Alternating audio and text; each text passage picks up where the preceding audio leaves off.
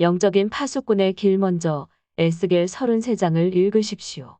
나팔을 불어 3절. 당시의 나팔을 부는 행동은 사람들의 마음에 특별한 의미를 새겨넣거나 전쟁 때 경각심을 일깨우기 위한 방편으로 사용되곤 했습니다. 주의 길이 바르지 아니하다 하는도다 17절. 이스라엘 백성들이 이방인들과 같이 심판의 대상이 된 사실을 알고 하나님은 바르지 않다고 하나님을 비난하고 있습니다. 마지막까지 회개하지 않고 고난의 책임을 하나님께 돌리는 백성들의 가증스러운 모습을 보여주고 있습니다. 산성과 굴 27절. 산성은 침략을 당하기 어려운 천연 요새를 의미하며 굴은 이스라엘 산지에 많이 있는 은신하기 알맞은 동굴을 가리킵니다. 하나님은 이렇게 피신해 있는 사람들까지도 징벌하신다고 말씀하십니다. 1. 여호와께서 에스겔을 파수꾼으로 삼으시다. 33. 1에서 9. 하나님께서는 여전히 악행을 저지르는 백성들 앞에 좌절하고 있을 에스겔을 일으키시오이다.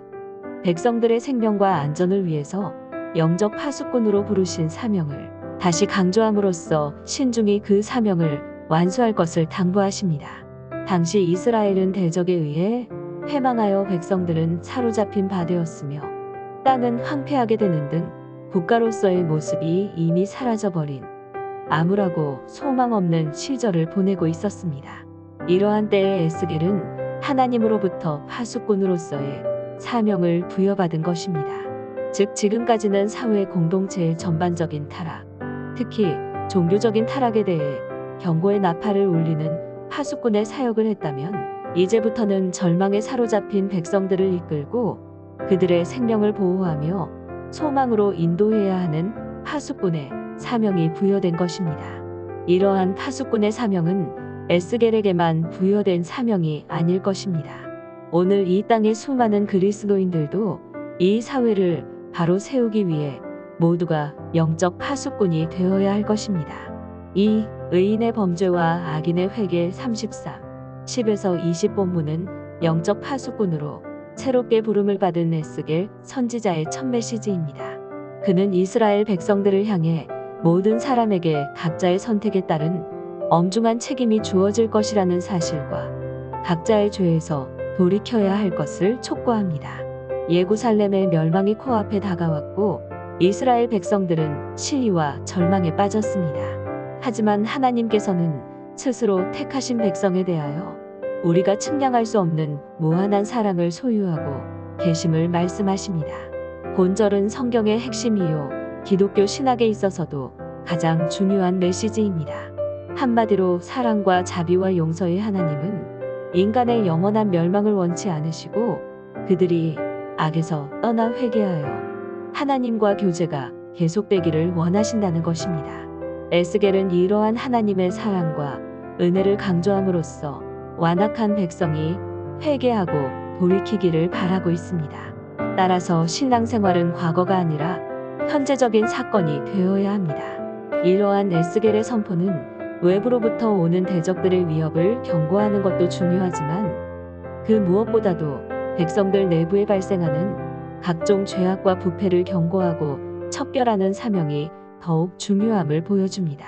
3. 예루살렘의 함락 소식과 백성의 죄 그리고 여호와의 맹세 33, 21에서 29 이스라엘 백성들은 예루살렘 패망이라는 엄청난 심판을 당하고도 회개할 줄 모르는 패역함과 안일함에 빠져 있었습니다. 사실 성 안에 머물러 있었던 이스라엘 백성은 선민이라는 이름을 가지고 있었고 하나님의 말씀인 율법책을 가지고 있었습니다. 하지만 그것은 단지 껍데기일 뿐 그들의 마음은 이미 하나님에게서 멀어져 있었으며 그들의 삶은 율법에서 완전히 떠나 있었습니다. 뿐만 아니라 하나님이 가증히 여기시는 범죄와 우상 숭배에 심취해 있었습니다. 그 결과 성전까지 파괴당하는 하나님의 심판을 받았으나 회개는커녕 그들은 아브라함은 혼자서도 이 땅을 소유했는데 자신들은 수가 많음으로 더 많은 땅을 가져야 한다고 주장합니다. 이를 통해 우리는 죄에 포로된 자들의 완악함은 끝이 없음을 알 수 있습니다. 결국 이들은 칼과 짐승들과 온갖 기근과 병으로 심판받아 죽게 될 것입니다. 그때서야 그들은 하나님께서 살아계시다는 사실을 깨닫게 될 것입니다. 4. 선지자의 말과 백성 33, 30에서 33 예루살렘에 남은 백성들과는 달리 바벨론의 포로로 끌려갔던 자들은 신앙이 덜 혼탁했습니다. 그렇지만 안타깝게도 더 이상의 신앙적 진보를 보이지 못했습니다. 그들은 단순히 말씀에 대한 호기심이나 선지자가 전하는 예언의 우려함에만 관심이 있었을 뿐 말씀을 신뢰하거나 자신을 개혁하는 일에는 미치지 못했습니다. 즉 몸은 예의 처소에 있되 마음은 다른 곳에 있었고 입은 사랑을 외치되 마음은 탐심을 품고 있었습니다. 그들은 겉과 속이 다른 구약의 바리새인이었습니다. 그들에게 있어서 말씀은 또 다른 자장가일 뿐 삶의 교훈과는 거리가 멀었습니다. 그러나 선지자의 말이 다 응하게 될 때 그들은 하나님의 선지자 에스겔을 기억하게 될 것입니다. 올바른 신앙이란 하나님의 말씀을 얼마나 많이 듣고 얼마나 많이 아느냐에 있는 것이 아니라 오히려 하나님의 말씀 앞에 얼마나 자신을 굴복시켜 왔느냐에 있습니다. 승자가 즐겨 쓰는 말은 다시 한번 해보자이고 패자가 즐겨 쓰는 말은 해봐야 별 수 없다이다. 탈무드 깊은 묵상, 거룩한 습관, 묵상하며 깨달은 것을 적용해 봅시다.